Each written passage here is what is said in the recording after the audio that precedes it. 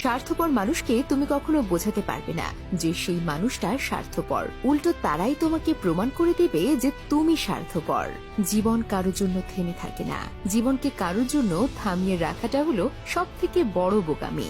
অপমানকে হেসে মানিয়ে নেওয়ার ক্ষমতা একমাত্র সরল মানুষগুলোর মধ্যেই বেশি থাকে। একটা কথা কি জানো তো, সহজে পেয়ে গেলে মানুষ হীরাকেও কয়লা ভাবে। জীবন রাঙাতে কোনো রং তুলির প্রয়োজন হয় না, শুধু প্রয়োজন হয় একটা ভালো জীবন সঙ্গীর। নিজের হতাশার জন্য অন্যকে কখনো দায়ী করো না, বরং নিজেকে দায়ী করো অন্যের থেকে অতিরিক্ত আশা করার জন্য। জীবনে ঠকলে হয়তো বিশ্বাসটা নষ্ট হয়, কিন্তু সেখান থেকে শেখা যায় অনেক কিছু। যদি অনুভব করো কেউ তোমাকে এড়িয়ে চলছে, তাহলে তাকে বিরক্ত করা ছেড়ে দাও। কেউ দেখে না তুমি তার জন্য কি করছো, তারা শুধু দেখে তুমি তাদের জন্য কি করোনি। বর্তমানে সম্পর্কগুলো এমনই হয়, খোঁজ না নিলে দূরত্ব বেড়ে যায়, আর বেশি খোঁজ নিলে বিরক্ত হয়ে যায়। আমাদের প্রত্যেকেরই কিছু না বলা কথার মধ্যে অনেক কিছু কথা লুকিয়ে থাকে।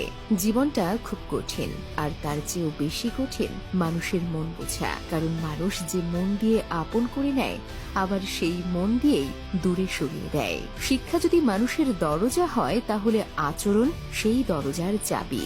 বাবাকে কখনো অবজ্ঞা করো না। বাবা